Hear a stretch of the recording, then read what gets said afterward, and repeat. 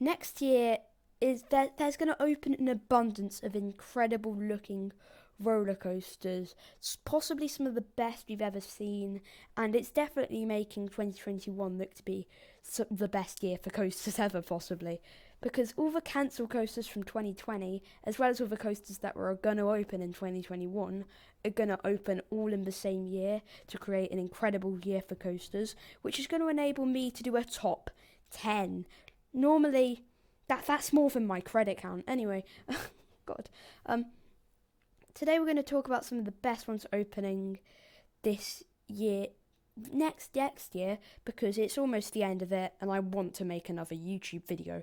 Anyway, with all that being said, click the like button, subscribe to the channel, and enjoy the video.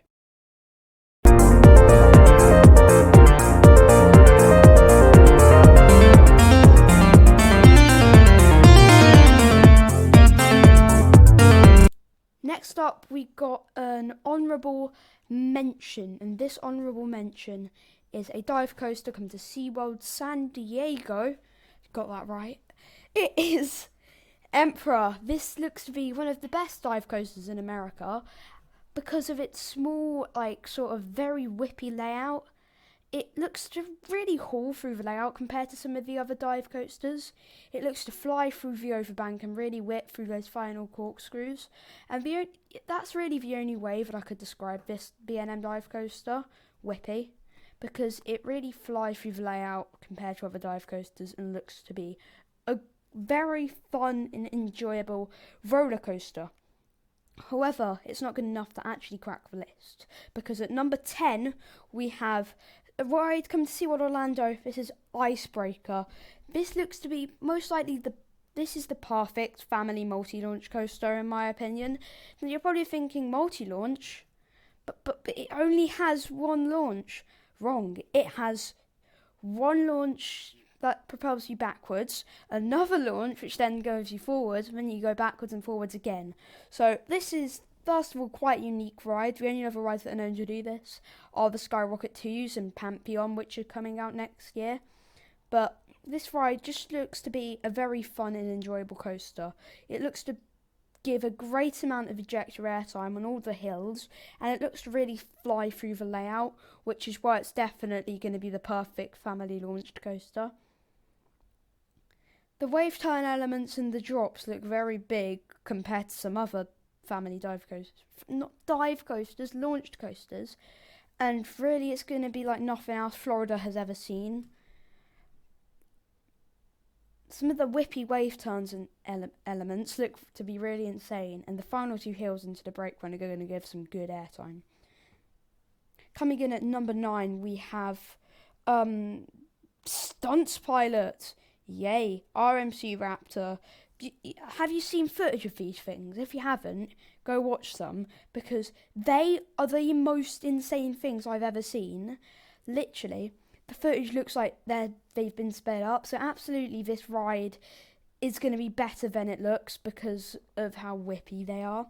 So I'm very much looking forward to Stunt Pilot, because it looks to have a really nice colour scheme as well, which is going to be great. Now, it's obviously not the best, as it is a clone. And number 8, we have the best B&M opening next year. B&M really aren't doing that well. It is Monster, which is the B&M invert coming to Gronaland in Sweden, I believe. I think it's Stockholm, Sweden. I don't know.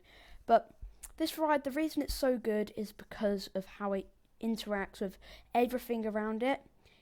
Because Gronaland, they're quite a small park, they don't have any space. So this ride is going to be coming right up next to Insane, which is their Intamin Zack spin, and coming up over maintenance bays and pathways, over shops and buildings, and the station is going to be located underground, which is going to be really epic. And this ride is absolutely, I believe, going to end with a bang, with a very intense looking helix into the brake run. Now, coming in at number 7 it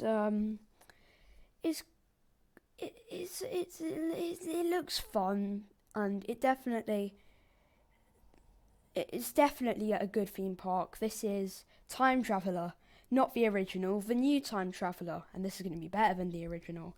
This is Time Traveller coming to Plopsaland somewhere, I forgot. But the launches don't look to be the best, but that's because they're by Mock Rides. And are Mock Rides known for their launches? No, they're known for doing some other stuff. But the inversions on this thing look insane, like curved JoJo rolls and banana rolls, which are pretty rare. And some of the airtime moments on this ride also look very good, but it's definitely got a focus on very intense and whippy inversions. Now, this ride definitely isn't going to be the best by Mock Rides. I mean, DC Rivals does exist, but it definitely is going to be one of the best with its double inverting dive loop and other insane elements. And it looks to be very surreal, very fun, and a very enjoyable ride, which is what you quite like from Mack. And also, obviously, Mack restraints. I haven't felt them yet, but I've heard that they're really, really good. So I'm very excited to go on this ride. Hopefully someday in my life. Number 6, we have probably the most controversial opinion on this list. I have put Pantheon. Yay! I think this is overrated for one reason: its layout.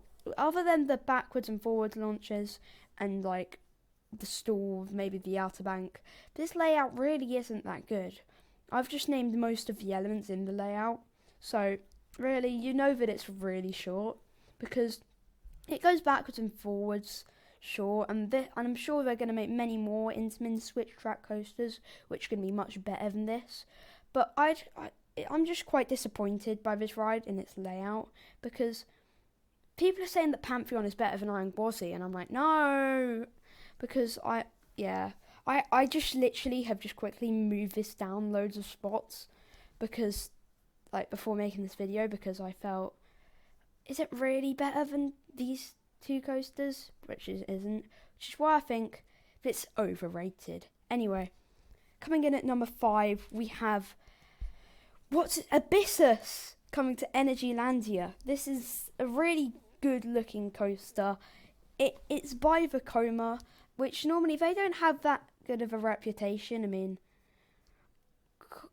God, but they did make Expedition Everest, and they are gonna make this, and this definitely looks to be the best, one of the best coasters at Energylandia, and one of the best launched coasters.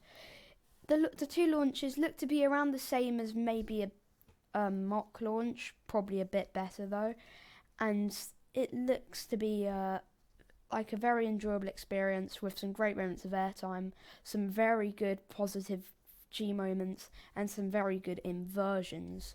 The Batwing especially is quite unique, as we haven't seen one of those since the debut of the Smiler in 2013. Since then we haven't really seen any parks make a Batwing inversion, so I'm happy that this layout is including it.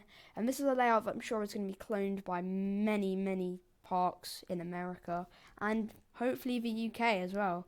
So yeah, this ride just looks to have a very fun layout, some very good elements, and it's just going to be an all-around good ride. Now, coming in at number 4, yay, top 4, we have the Jersey Devil coming to Six Flags Great Adventure. This ride, it would be the best ride at any other park, but the reason that it's not going to be the best ride at Great Adventure is because that has El Toro. Because this ride looks so insane. It looks to be very whippy, very intense, and just really insane. I'm excited to see how this compares to the other two RMC Raptors, because obviously it's taller, meaning that it can't be as whippy, but obviously when it loses quite a lot of speed, hopefully it will just be insanely whippy like the RMC Raptors and stay really low to the ground.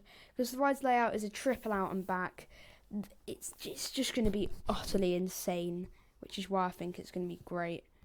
Now, coming up next at number 3, we have Iron Gwazi.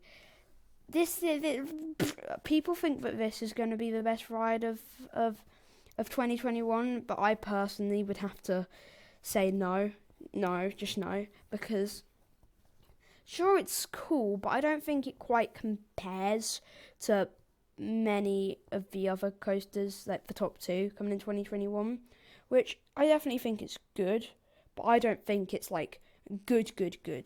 The wave turns and everything look good. It looks to have some great airtime. The stall is obviously a little short, and obviously it's going to have quite a drawn out feel, but my number one complaint with this ride is the pacing on that double down-esque element, where it sort of comes up, but it's really slow. So that's my only complaint. But this ride looks great. Iron Gwazi, it's going to be insane. And number two, this is the top two. These coasters, they're quite close to each other. But number two, I have picked the Velocicoaster. This ride, it started testing already, so there are tons of off-ride videos. Like, I mean, you can bet that if you like roller coasters and go on YouTube, and there's going to be a Velocicoaster testing video recommended for you, because that's how much it is testing. The Outer Bank turn on this ride looks to be insanely whippy, and the airtime moments look to be especially very fun. The first half looks to have some great, like, really cool sideways airtime moments, and a lot of low to the ground transitions. I've heard, apparently this ride has 12 seconds of airtime, which I believe. The Outer Bank turn is going to provide some really good, like, lateral ejector airtime, and it's going to be insanely whippy. Now, number one, we have Conda, which is the Intamin Mega Coaster opening to Walibi Belgium. Now, this has really put Walibi Belgium on the map, I think, because before Walibi Belgium, what else did they have? I don't know, honestly, but this ride, what in God's name is this inversion? A non-inverting Cobra Roll? It's not even an inversion. But yeah, this coaster, it just looks so insane. It's got more airtime than any other steel coaster in the world. So you know this thing is gonna be stuffed with airtime. Every other element is gonna be some great ejector moments. And I believe most of the elements on this ride are going to be a violent pop out of your seat, which is what I prefer. Like, I mean, I like aggressive roller coasters, and this ride looks to end with some really aggressive transitions and great moments of airtime, and obviously non-inverting Cobra Roll. What more would you want? So guys, hope you enjoyed today's video. Please hit the subscribe button for more content like this, and if you enjoyed the video, like it, please. And comment down below what your most anticipated coaster of 2021 is, if you want to. But I hope you enjoyed today's video, guys, and I'll see you in the next one. Goodbye.